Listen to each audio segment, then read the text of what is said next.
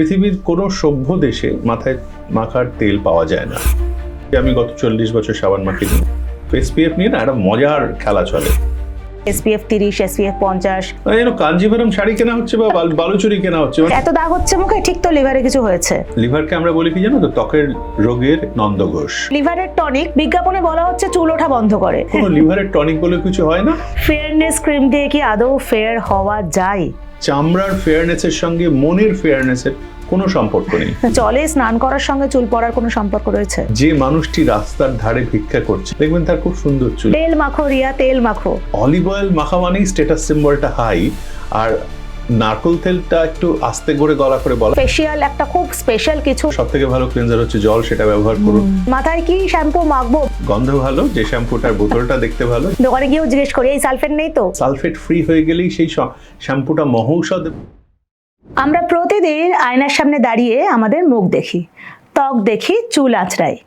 কিন্তু জানেন কি, এই ত্বক আর চুল নিয়ে আমাদের থাকা বহু ধারণাই ভুল। এই যেমন ধরুন, ফেয়ারনেস ক্রিম মাখলে ফর্সা হওয়া যায়, বা চুলে তেল মাখা কতটা ভালো, এই ধরনের বিভিন্ন ধারণার অনেকটাই কিন্তু আমরা ভুল জেনে এসেছি প্রজন্মের পর প্রজন্ম ধরে। আজ এই সমস্ত মিথ এবং মিথ্যে সবটা ভাঙবো দ্য ওয়ার্ল্ড আরোগ্য নতুন পডকাস্টে। আমি তিয়াস, এবং এই এপিসোডে আমার সঙ্গে রয়েছেন বিশিষ্ট ডার্মাটোলজিস্ট, অ্যাপোলো হাসপাতালের doctor Kaushik Lahiri. Welcome doctor. Thank you, নমস্কার। ওয়ার্ল্ড আরোগ্যতে আপনাকে স্বাগত। আজকে আমরা আপনার এই এক্সপার্টি থেকে জেনে নেব যে চুল আর ত্বক নিয়ে আমাদের যে ফ্যাসিনেশন, সেখান থেকে আমাদের যে একটা যত্ন, সেই যত্নে কি কি ভুল থেকে যাচ্ছে। অবশ্যই স্যার, প্রথমেই আসি ত্বকের জন্য। আমরা জানি সানস্ক্রিন মাস্ট, এবং এখন শুনছি যে ঘরে থাকলেও মাখো, শীতকালেও মাখো ইত্যাদি। সানস্ক্রিন বিরাট ইম্পর্টেন্ট। সানস্ক্রিন কিনতে গেলেই SPF বলে একটা জিনিস জানতে হয়, যে SPF 30, SPF 50, PA+++, মানে এগুলো আমরা অতটা জানি না, বুঝি না, কিন্তু একটা আমাদের ধারণা আছে 50 মানে ভালো, 30 মানে খারাপ। এইটা একটু বুঝিয়ে বলুন যে সানস্ক্রিন কাদের জন্য, কতটা দরকার, SPFটা কি, বেশি মানেই কি ভালো? ধন্যবাদ তিয়াস। সানস্ক্রিনের কথাটা প্রথমে তুললে আমার ভালো লাগছে, তার কারণ সূর্য নিয়ে এবং সূর্যের আলো নিয়ে আমাদের অনেক রকমের ভুল ধারণা, ঠিক ধারণা সবকিছু মিলিয়ে মিশে আছে। তা এত বড় একটা আলোকের গোলা আমাদের পৃথিবী থেকে এত দূরে, সেটা আমাদের ত্বক এবং আমাদের জীবনের উপর এত রকমের প্রভাব বিস্তার করে, সেটা বলে বোঝানো যায় না। আমাদের সব কিছুর ওপর এই সূর্যের একটা প্রভাব আছে, কিন্তু সব প্রভাব কিন্তু ভালো না। আমাদের যে ছোট ছোট বলিরেখা হয়, আমাদের যে বয়সের অমোঘ স্বাক্ষরগুলো হয়, মানে আমাদের আস্তে আস্তে সবই তো সেই জলসাগরের প্রাসাদ, সেগুলো আস্তে আস্তে ভাঙতে থাকে। সেটার একটা প্রধান কারণ হচ্ছে সূর্যের আলো। আর সূর্যের আলো মানে কিন্তু একটা জিনিস না, তার মধ্যে আলট্রাভায়োলেট A আছে, আলট্রাভায়োলেট B আছে, আলট্রাভায়োলেট C আছে। এবার আলট্রাভায়োলেট মানে অতি বেগুনি রশ্মি, সেটা আমাদের চোখে ধরা পড়ছে না। এই A যেটা, সেটাই হচ্ছে আমাদের ট্যানিং এর জন্য প্রধানত দায়ী। B যেটা, সেটা হচ্ছে যারা সানবার্ন হয়, মানে সাদা চামড়া যারা, তাদের সানবার্নের জন্য প্রধানত দায়ী। সিটা বেশিরভাগ সময় পৌঁছয় না, সেটা আমাদের এই যে আমাদের চারিদিকে যে ওজোন লেয়ার, সেটা ফুটো হয়ে গিয়ে আমাদের নানা রকমের সূর্যালোক থেকে হওয়া ক্ষতি যেগুলো হচ্ছে। এবার তোমার প্রশ্নে যেটা আসি, সেটা হচ্ছে SPF নিয়ে না একটা মজার খেলা চলে। সেটা হচ্ছে এই তোর SPF কত, অনেকে সানস্ক্রিনও বলে না, তোর SPF কত। SPF, আমার SPF 15, আমারটা 30। একজন বললো যে আমারটা 40। মানে যেন কাঞ্জিভারম শাড়ি কেনা হচ্ছে বা বালুচুরি কেনা হচ্ছে, মানে যার SPF তার একটা মানে স্ট্যাটাস সিম্বল বেড়ে যাচ্ছে। ব্যাপারটা আদৌ তা না। 15 SPF মানে ব্যাপারটা কি জানো, ব্যাপারটা আমি দর্শকদের সকলের জন্য বুঝিয়ে দিচ্ছি, খুব সহজ হিসেব। মানে আমি অঙ্কে খুব একটা ভালো ছিলাম না, কিন্তু আমিও এই অঙ্কটা বুঝি। জিনিসটা হচ্ছে, ধরুন আপনি রাস্তায় বেরিয়ে 5 মিনিটের মধ্যে আপনার মুখটা লাল হয়ে গেল। এবার সেই লাল হওয়াটা আটকানোর জন্য আপনি একটা সানস্ক্রিন লাগালেন। ঠিক। লাগানোর পরে 1/4 ঘন্টা পরে আপনি লাল হলেন, মানে 1 ঘন্টা 15 মিনিট, 75 মিনিট। তার মানে একটা প্রোটেকশন পেলাম। আমি আগে 5 মিনিটে মুখটা লাল হয়ে যাচ্ছিল, এখন 75 মিনিট পরে লাল হচ্ছে। তাহলে আমার SPF কত? এটা কত? ওটা হচ্ছে ওই 75/5 মানে 15। আচ্ছা, ওকে। এই হচ্ছে 15 SPF এর রহস্য। আমি কতক্ষণে লাল হতাম আর এখন কতক্ষণে হচ্ছি, এই দুটোর ভাগফল হচ্ছে SPF। এবার এই SPFটা, এটা যদি 15 হয় তাহলে সেটা মোটামুটি 96% প্রোটেকশন দেয়। আচ্ছা। যদি 30 হয় তাহলে 96 এর ডাবল কিন্তু না, 97% দেয়, 1% বাড়ে। এবার যদি 30টা 60 হয় তাহলে সেটা 98% দেয়। এবং আরেকটা মিথ কোনো সানস্ক্রিন কিন্তু 100% প্রোটেকশন দেয় না। অনেক সানস্ক্রিন কোম্পানি আমাকে মারতে পারেন, কিন্তু সত্যি কথা কখনো আজ পর্যন্ত 100% প্রোটেকশন দেওয়ার মতো সানস্ক্রিন নেই। ওকে। আর সানস্ক্রিনটা আগে মজা করে বলতাম যে আমাদের পাড়ায় রাত্রিরে সূর্য ওঠে না, তাই জন্য রাত্রিরে মাখবেন না। সেটাও উল্টে গেছে এই কোভিডের পরবর্তীকালে, ওয়ার্ক ফ্রম হোম ইত্যাদি করে। যারা বাড়িতে থেকে সারাক্ষণ ল্যাপটপে কাজ করছেন, আজকাল তো সবাই ল্যাপটপে সারাক্ষণ কাজ ল্যাপটপ, করছে, মোবাইল, স্ক্রিন লাইট এই থাকছে। যে স্ক্রিন লাইট, এই যে ব্লু লাইট যেটা আসে, তার থেকেও মেচে তার থেকেও মুখে নানা রকমের স্পট হয়। তাই জন্য বাড়িতে থাকলেও এখন ফরচুনেটলি বা আনফরচুনেটলি লাগে। এবং আরেকটা হচ্ছে আমাদের বাড়িতে যারা কাজ করতে হয় সারাক্ষণ, রান্নাঘর নিয়ে কাজ করতে হয় মা মাসিদের, তাদেরও সানস্ক্রিন দরকার। ওখান থেকেও যেটা আসছে সেটা আটকানোর জন্য রান্নার যে তাপ, অবশ্যই। এখন আগের সেই কাঠের উনুন নেই ঠিকই, কিন্তু গ্যাসের আগুন থেকেও একই ক্ষতিগুলো হয়ে যায় আর কি। তার মানে একটা ভুল ধারণা প্রথমেই ভাঙলো, যত বেশি এসপিএফ তত বেশি প্রোটেকশন লাফিয়ে লাফিয়ে বাড়ে, এমনটা নয়। এবার একটা কথা বলুন, সানস্ক্রিন লাগানোরও তো মাখারও তো একটা নিয়ম রয়েছে।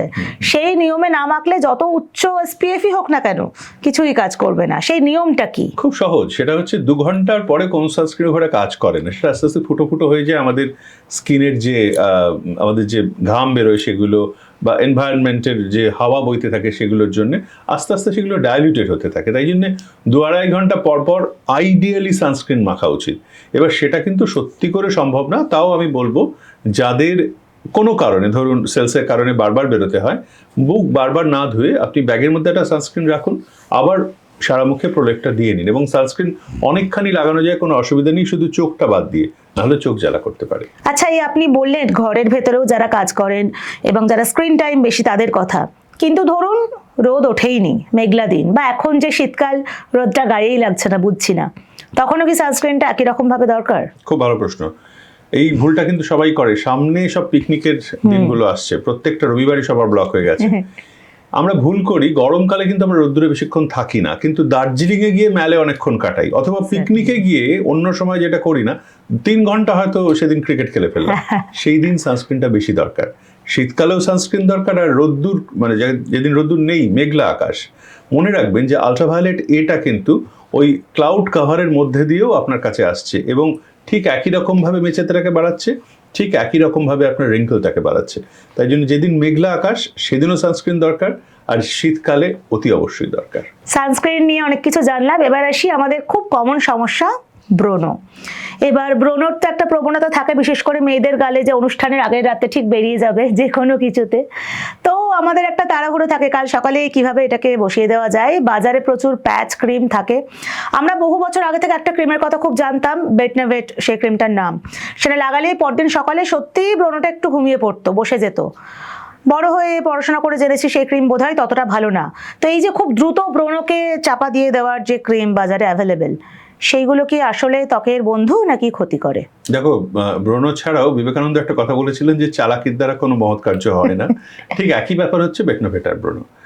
যদি আমার মাথা ব্যথা হয় এবং তার জন্য যদি আমি এক পাত্র মদ খাই, মাথা ব্যথাটা কমে যাবে, কিন্তু মনে রাখবে মদটা কিন্তু মাথা ব্যথার ওষুধ নয়, ওই মদটা আমাকে খাবে শেষ পর্যন্ত। খুব মন খারাপ হলো, আমি একটু সিগারেট খেতে শুরু করলাম, সিগারেটটা পরে আমাকে খাবে। ঠিক একই জিনিস হয়, ব্রণ বেরোনোর পর যদি আমি ওই ভেট, আমি কোনো বিশেষ ব্র্যান্ডের কথা আমি বলছি না, কিন্তু নানা রকমের জিনিস আমাদের দেশে হয় কি জানো তো, যে কোনো ওষুধ প্রেসক্রিপশন ছাড়া পাওয়া যায়, যেটা পৃথিবীর কোনো উন্নত দেশে পাওয়া যায় না। এবং সেই জন্যে মানুষ না জেনে মুখে লাগাচ্ছেন, এবং সেই ওই যীশু খ্রিস্টের কথা, হে ঈশ্বর, এরা জানে না এরা কি ক্ষতি করছে, লাগিয়ে যে ক্ষতিটা হয় সেটা হচ্ছে সেদিনের মতো সেটা কমে গেল, আবার চলে গেল, এবং পরের দিন আবার ব্রণ হলে সে আবার লাগাচ্ছে, তারপর সে তার বন্ধুকে বলছে, সে তারপর পিসিমাকে বলছে, বাড়ির কাজের লোককে বলছে, একটা চেইন রিয়াকশন চলতে থাকে। এবং আমরা বহু জায়গায় বিয়ের তত্ত্বে পর্যন্ত ওই ভেটটাকে দেখতে পাই, এবং এটা একটা ভয়ঙ্কর একটা মানে জিনিস। এবং আমাদের দেশে প্রায় 20-22 হাজার কোটি টাকার বিজনেস শুধু ওইটা না, আরো ওরকম আরো অনেক রকম ক্রিম আছে যেগুলো মেয়েরা লাগিয়ে, ছেলেরাও লাগিয়ে আসেন। তাদের ধারণা ব্রণ কমে যাবে, তাদের ধারণা তারা ফর্সা হচ্ছেন, কিন্তু যেটা হয় সেটা হচ্ছে ওপরের চামড়াটা পাতলা হতে থাকে, এবং আস্তে আস্তে চামড়া পাতলা হলে ভেতর থেকে রক্তের নালীগুলো দেখা যায়। রোদ্দুরে সূর্য সংবেদী বা ফটোসেন্সিটিভ হয়ে পড়েন, রোদ্দুরে বেরোতে পারেন না, আবার বেটনোভেট লাগান, আবার তখন মনে হয় একটু ভালো আছেন, মানে একটা সেটা কৃতদাসে পরিণত হয়, লুপে পড়ে যায়, লুপে একটা ভিসাস সাইকেল। আমি যদি না লাগাই, একদম যারা মানে আমরা মদ্যপাই এবং যারা ধূমপাই তারা যে নেশার মধ্যে পড়েন, এই স্টেরয়েড অ্যাডিকশনটাও তাই। স্টেরয়েড জিনিসটা খারাপ না, কোনো কোনো অসুখে স্টেরয়েড দরকার, যেমন অনেক রকম অসুখ আছে, ডিএলই আছে, সোরিয়াসিস আছে, লাইকেন প্লেনাস আছে, কিন্তু ব্রণর ওষুধ স্টেরয়েড নয়। দয়া করে দোকান থেকে বা পাড়ার কোনো কাকু জেঠুর পরামর্শে মুখে স্টেরয়েড লাগিয়ে নিজের মুখটার সর্বনাশ করবেন না। আপনি যে বললেন এই যে দোকানে ওষুধ আমাদের দেশে পাওয়া যায় এবং আমরা চেন সিস্টেমে বলতে থাকি, এখন এই সোশ্যাল মিডিয়াতে তো এইটার ভয়াবহ ছড়াছড়ি, মানে এত ভাইরাল রিল যে এই ক্রিমটা লাগালে ব্রণ বসে যাবে, এটার তো কোনো নিয়ন্ত্রণ নেই। এবং আমি যখন রিলটা দেখছি, আমি একটা কিশোরী মেয়ে বা সদ্য তরুণী, সে যখন রিলটা দেখছি যে প্রমোট করা হচ্ছে, আমি তো ওটার ফাঁদে পা দিয়েই দেবো। তো এটার কি কোনো মানে লাগাম ধরা কোথাও সম্ভব নয়?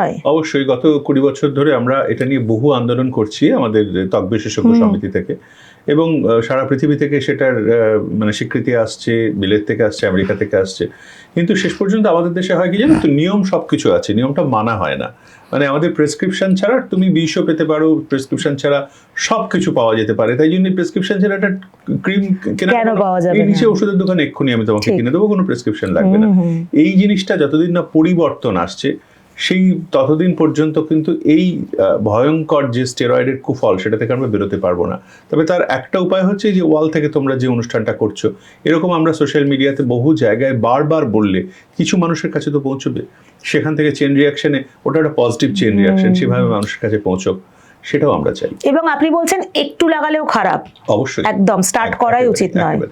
ওকে, আচ্ছা আর একটা কথা বলুন, এই মুখে যখন আমাদের কোনো কারণে কালো দাগ ছোপ আসে, যে কোনো বয়সে, আমরা লিভারের সঙ্গে একটা সংযোগ করে ফেলি, এবং বাড়ির বড়রা বলেন যে এত দাগ হচ্ছে মুখে, ঠিক তো লিভারে কিছু হয়েছে।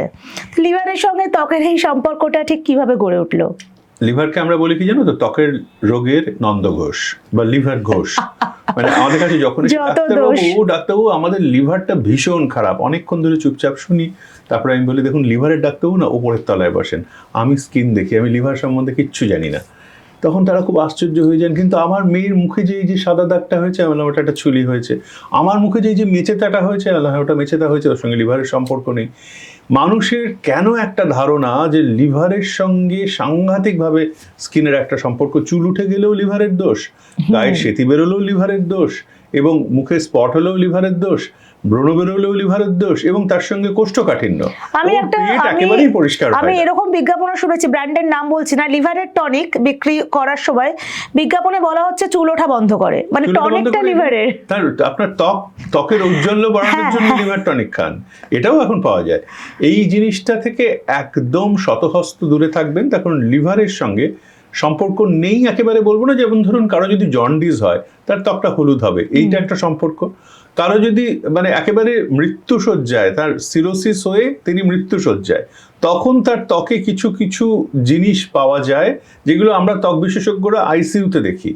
কিন্তু তার মানে এই না আমাদের বাড়ির বাচ্চাদের গালে কোনো একটা সাদা বা কালো স্পট হলে সাথে সাথে আপনাকে ভাবতে হবে লিভারটা সাংঘাতিক খারাপ, এবং ডাক্তারের কাছে গিয়ে মানে গ্যালন তাকে লিভারের টনিক খাওয়ানো। কোনো লিভারের টনিক বলে কিছু হয় না, এবং সেগুলো খেয়ে স্কিনেরও কোনো উপকার হয় না। অসাধারণ, মানে এই তথ্যগুলো জানা থাকলে কত ভুল থেকে আমরা বাঁচতে পারি। একটা কথা বলুন, যে ত্বকে তো বলা হয় ত্বক আমাদের শরীরের ভেতরের আয়না, তো এবার ত্বকে আমরা যা যা দাগ দেখতে পাচ্ছি, তার সঙ্গে কি শরীরের ভিতরের কোনো অসুবিধার কখনোই কোনো রিলেশন থাকে না, বা কোনো রিলেশন থাকে যেটা দেখলেই সতর্ক হওয়া উচিত? অবশ্যই, আমরা তো বুঝতেই পারি। যেমন ধরো কারো চোখের তলায় ওপরে যদি ওই কোলেস্টেরলের জ্যান্থেলাজমা পালপেব্রাম হয়, আমরা তখন সাবধান হয়ে যাই যে সেই মানুষটির কোলেস্টেরল ট্রাইগ্লিসারাইড ঠিক আছে তো। কোনো মানুষের যদি মুখে ওই হেলিওট্রপিক র্যাশ বা বাটারফ্লাই র্যাশ বেরিয়ে যায়, আমরা তখন চেষ্টা করি যে তার ওই এসএলই অসুখটা আছে কিনা। কিছু কিছু ক্যান্সারের প্রথম লক্ষণ ত্বকের ওপর হয়, আমরা সেগুলো দেখে বুঝতে পারি, কিন্তু সেটা খুব দৈনন্দিন ব্যাপার নয় যে মানুষের কিছু হলেই ডাক্তার একটু স্কিন ক্যান্সার হচ্ছে কিনা। গত 35 বছরে আমি 2জন বা 3জনকে ওই মারণ স্কিন ক্যান্সার মানে মেলানোমার কথা বলছি, যেটা বিলেতে হয়। তাই জন্য সারাক্ষণ মানুষ যে ভাবেন যে আমার স্কিন ক্যান্সারের বহিঃপ্রকাশ এটা হচ্ছে, আদৌ সেরকম ভাবে, এবং হাতে গুগলে সারাক্ষণ সার্চ চলছে, এরকম অভিজ্ঞতা আপনার রয়েছে? গুগল করে চলে এসছে, নিজেই নিজের রোগ বলে দিচ্ছেন? অবশ্যই, তো সেটা আজকের ব্যাপার না, সেটা গত 10-15 বছর ধরেই চলছে। এখন তার সঙ্গে চ্যাট চ্যাট জিপিটি এসে গেছে, হ্যাঁ, এআই এসে হ্যাঁ, গেছে, তারা নিজেরাই ডায়াগনোসিস করছেন, নিজেরাই চিকিৎসা করছেন। আমি বলি যে ওই নিজের ডায়াগনোসিস করলে এই ফি, নিজে ট্রিটমেন্ট করলে এই ফি, আমার কাছে এসে আপনি আর দেখানোর সত্যি কোনো দরকার হচ্ছে না। ত্বক থেকে একটু চুলে আসি, চুলটাও তো একটা আমাদের খুব গুরুত্বপূর্ণ পার্ট। তো চুল পড়ার সমস্যা এখন সকলের, সে নানা কারণে হতে পারে, কিন্তু আমাদের ওই আবারও একটা বোঝাপড়া আছে যে জলটা খারাপ, যেই জলে স্নান করছিস সেই জলটা খারাপ। অন্য জলে স্নান করলে বা হয়তো এই কলের জলে হচ্ছে না, টিউবওয়েলের জলে কর, বা শহর বদলানোর কথা অনেক সময় বলা হয়। তো সত্যি কি এই জলে স্নান করার সঙ্গে চুল পড়ার কোনো সম্পর্ক রয়েছে? দেখো, একটা পরিষ্কার কথা বলে দিচ্ছি, এটা একটা গ্লোবাল মিথ। আমাদের কাছে বেশিরভাগ মানুষের ডাক্তার, আমার মেয়ে না ব্যাঙ্গালোরে চান্স পেয়েছে, আমি খুব ভালো কথা, গিয়েই চুল পড়ছে। আচ্ছা তাই? ছেলে আমার চাকরি পেয়েছে দিল্লিতে, গিয়ে একেবারে সব চুল পড়ে গেল। আর আমরা তো সল্টলেকে যে এলাম, সল্টলেকে জানেন তো জলে এত আয়রন, মানে সে বুঝতেই পারছে না সল্টলেকের জলে আয়রন, আমি কিছু করতে পারবো না, আমি তো প্লাম্বার নই। না না না না, ওই মিস্টার মল্লিকের সব চুলগুলো পড়ে গেল। আর তার ওপর তো দেখুন, ওর ছোট কাকাকে মাঝে মাঝেই এই নর্থ ইস্টে যেতে হচ্ছে আর শিলিগুড়িতে যেতে হচ্ছে, আর ওদিকের জলে তো জানেনই একেবারে সে সাংঘাতিক অবস্থা, হার্ড ওয়াটার। এই যে হার্ড ওয়াটার, আয়রন ওয়াটার, এগুলোর সঙ্গে সম্পর্ক নেই, এক নম্বর কথা। কলকাতা শহরে যদি বেলেঘাটা থেকে সল্টলেকে গিয়ে কারো চুল পড়ে, সে সল্টলেকের জলকে দোষ দেয়, কিন্তু সে ভুলে যায় সল্টলেক থেকে একজন বেলেঘাটাতে এসে চুল পড়লে সে আবার বেলেঘাটার জলকে দোষ দেয়। কেউ যদি ব্যাঙ্গালোর থেকে বার্সেলোনাতে গিয়ে চুল পড়ে, সে বার্সেলোনার জলকে দোষ দেয়। ঠিক উল্টো দিকে একজন কিন্তু সেই একই দিনে ওই ব্যাঙ্গালোরে যাচ্ছে, সে ব্যাঙ্গালোরের জলকে দোষ দিচ্ছে।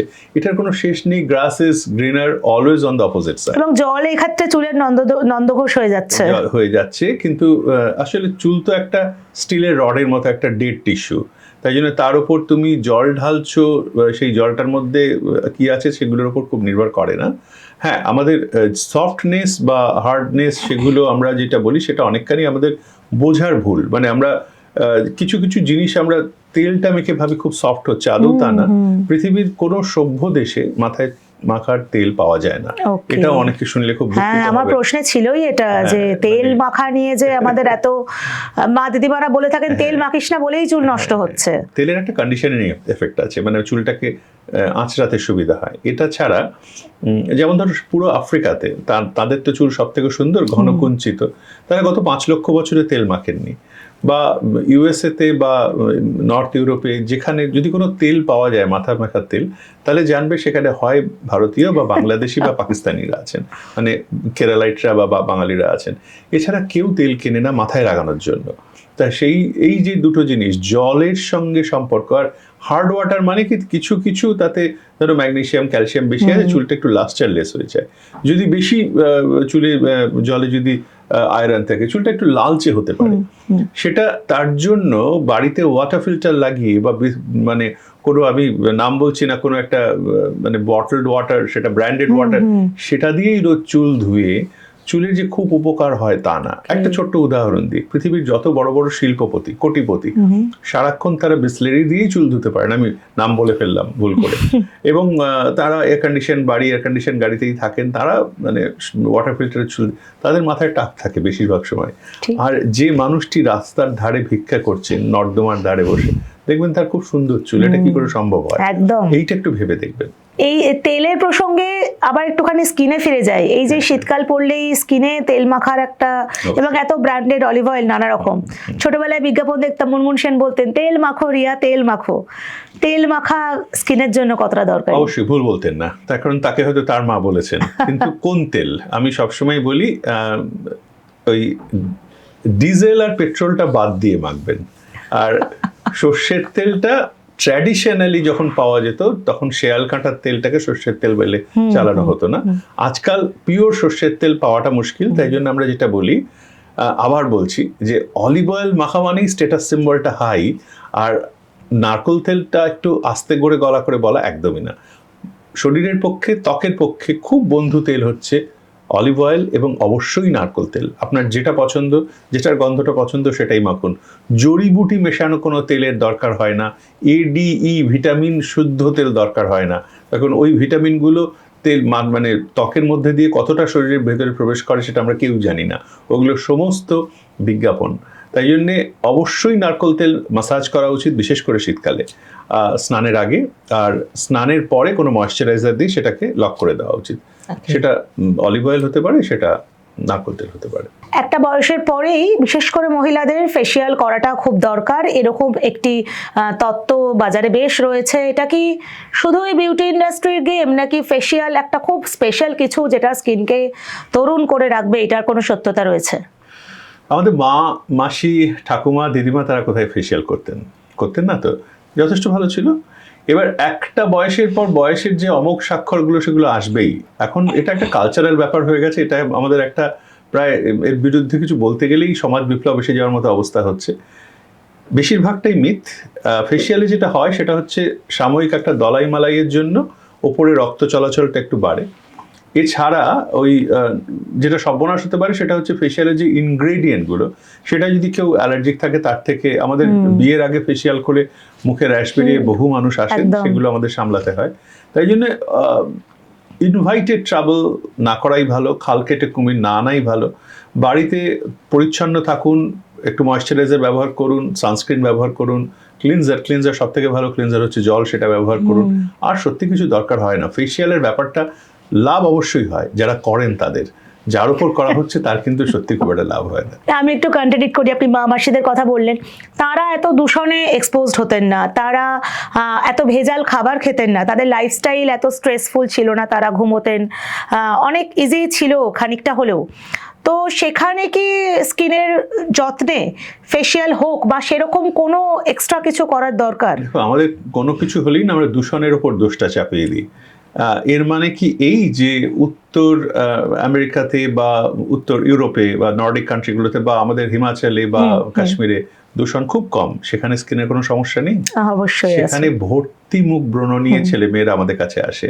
এবং এর মানে এই নয় যে দিল্লি তো সব থেকে পলিউটেড শহর, কলকাতাও খুব একটা পিছিয়ে নেই, সেখানেই কি সব থেকে ত্বকের অসুখ বেশি? তা তো নয়, সারা পৃথিবীতে সব জায়গাতেই আছে। তাই জন্যে ডাইরেক্টলি একেবারে পলিউশনের সাথেই যে সবকিছুকে এক করে দিতে হবে তা নয়। পলিউশনের জন্য ক্ষতি অবশ্যই হচ্ছে, কিন্তু জিনিসটা 2+2 কখনোই নয়। ওকে। ফেয়ারনেস ক্রিম আর একটা বিরাট মিথ, এবং সেই ছোটবেলা থেকেই শুনে আসছি। এখন সেই ব্র্যান্ড বদলে গেছে, দাম বদলে গেছে, এবং অনেক তত্ত্ব এবং তথ্য যে অমুক জায়গার মাটি রয়েছে, অমুক সমুদ্রের বালি রয়েছে ইত্যাদি। ফেয়ারনেস ক্রিম দিয়ে কি আদৌ ফেয়ার হওয়া যায়? দেখো, বিংশ শতাব্দীর সব থেকে বড় যে মানুষগুলোর কথা আমাদের মনে আসে, মার্টিন লুথার কিং বলো বা নেলসন ম্যান্ডেলা বলো, আমাদের দেশের গান্ধী বলো, তারা কি কেউ ফেয়ার ছিলেন? তারা ফেয়ার ছিলেন তাদের জীবন চর্চায়। তারা কিন্তু কালো মানুষই ছিলেন, এবং আমরা কালো মানুষেরই দেশ, আমরা ব্লাডি নিগার, তাই তো? আর সব থেকে বড় দুটো দানবের যদি নাম বলো, হিটলার আর মুসোলিনি, দুজনেই তো তথাকথিত ফেয়ার ছিলেন, সাদা চামড়া এবং তারা মনস্টার, দানব বললেও কম বলা হয়। তাই জন্য এই জিনিসটা আমি আবার ওয়ালের দর্শকদের, আমি জানি আপনারা সচেতন, কিন্তু বারবার করে বলছি, এই চামড়ার ফেয়ারনেসের সঙ্গে মনের ফেয়ারনেসের কোনো সম্পর্ক নেই। আর এই ফেয়ার কথাটাই আনফেয়ার। কে ডিসাইড করে যে আমি ফেয়ার না আনফেয়ার? সাদা হওয়া মানেই ফেয়ার, আর কালো হওয়া মানে আনফেয়ার, এটাও ইংরেজি ভাষার একটা রেসিস্ট ব্যাপার আছে। এবং আমাদের মধ্যে ঔপনিবেশিক ছাপটা থেকে গিয়েছে, আমরা যেহেতু 200 বছর একেবারে ছিলাম অধীনে, তাই জন্য সেটা থেকে আমাদের মনটাকে সরিয়ে নেওয়া উচিত। আর 2 নম্বর কথা হচ্ছে, কোনো ওষুধ মেখে ফেয়ার হওয়া যায় না। যেটা মেচে তার দাগ ঠিক করা, বা ব্রণর থেকে যে দাগটা হয়েছে সেটা ঠিক করা, বা মুখে কোনো পোস্ট ইনফ্লামেটরি হাইপার পিগমেন্টেশন হয়ে গেছে, তার জন্য খাবার ওষুধ, লাগানোর ওষুধ দিয়ে ডাক্তারবাবু যেভাবে বলেন, সেগুলো ফেয়ারনেস ক্রিম নয়। তাই জন্য কোনো ওষুধ লাগিয়ে আমি ফেয়ার হয়ে যাব, এটা একেবারেই সরাসরি ভুল ধারণা। এই ক্রিমের মতনই মানুষের অবসেশন আছে সাবান নিয়ে, যত বেশি ফেনা তত ভালো সাবান। ব্যাপারটা কি এরকম? সাবান বাছাই করার সময় কিছু বিশেষ জিনিস কি মাথায় রাখা উচিত? খুব কি দুঃখিত হবে যদি আমি বলি যে আমি গত 40 বছর সাবান মাখিনি, আমাকে খুব অপরিচ্ছন্ন মনে হচ্ছে না। এই সাবানের ব্যাপারটাও একটা মিথ গ্লোবালি। আমি যদি না গ্রিজ নিয়ে কাজ করি, হ্যাঁ, অনেকেই বলেন যে আমি কোনোদিন হয়তো রাস্তায় ঘাটে নেমে খেতে খামারে কাজ করিনি, কিন্তু গ্রিজ নিয়ে যদি না কাজ করেন, যদি না খনি শ্রমিক হন, যদি না মাঠে কাজ করেন, তারা সাবান তাদেরই বেশি দরকার, এবং তাদেরই সানস্ক্রিনটা দরকার, যেটা তারা মাখেন না। কিন্তু যারা হোয়াইট কলার জব করছেন, 18 ঘন্টা বাড়ির মধ্যে কম্পিউটারে কাজ করছেন, আর দিনে 3 বার করে সাবান মেখে গা ঘষে ঘষে ভাবছেন খুব উপকার করছেন, তা কিন্তু নয়। শরীরের আমাদের চামড়ার নিজেরই নিজেকে পরিষ্কার করার একটা মানে একটা মেকানিজম আছে। আমরা হাজার হাজার লক্ষ লক্ষ কোষ ঝরিয়ে দিই এবং তৈরি হতে থাকে। প্রত্যেক মানে 22 থেকে 28 দিন 30 দিন পর পর আমরা চেঞ্জ হয়ে যাই। মাসাইরা যেরকম নাম বদল করে আমরাও কিন্তু বদলে যাই আস্তে আস্তে। সেই বদলটা আমরা বুঝতে পারি না। এই যে আমি হেঁটে ঢুকলাম, লক্ষ লক্ষ কোষ ঝরে চলে গেল, কিন্তু লক্ষ লক্ষ কোষ তৈরি হচ্ছে, মানুষের রিজেনারেটেড হচ্ছে, মানে এটা কন্টিনিউয়াস প্রসেস। কন্টিনিউয়াস, সাপের মতো বছরে একবার খোলস ছাড়া নয়, প্রত্যেক মুহূর্তে আমরা নতুন হচ্ছি। এর উপর যদি ঘষে ঘষে ঘষে ঘষে স্কিনের সেই ব্যারিয়ার ফাংশনটাকে আমরা তুলে দিই সাবান দিয়ে, তাহলে ক্ষতি হয়। আবার বলছি, যারা নোংরা বা পলিউশন নিয়ে কাজ করেন তাদের সাবান মাখাটা জরুরি। যারা একটা হাসপাতালে কাজ করছেন তাদের হাতে সাবান দেওয়া, তাদের মুখে সাবান দেওয়া অবশ্যই জরুরি।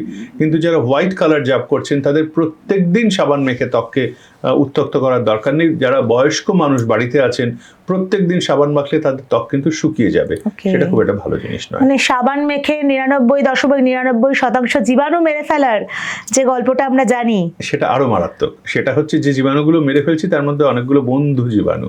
এটা আমি বহু জায়গায় বলি। ধরো আমাদের বর্ডার সিকিউরিটি ফোর্স, আমাদের কিন্তু সিকিউরিটি, বর্ডারের সিকিউরিটির জন্য আমাদের কিছু ফোর্স দরকার হয়, হয়তো। এবার সেই রকম আমাদের চামড়াতেও কিছু বর্ডার সিকিউরিটি আছে, সেগুলো বন্ধু জীবাণু। তাদেরও যদি ধুয়ে ফেলি, ওই 99.99 মানে ধরো আমাদের আর্মিকে আমরা ছুটি দিয়ে দিলাম, তাহলে কি হবে?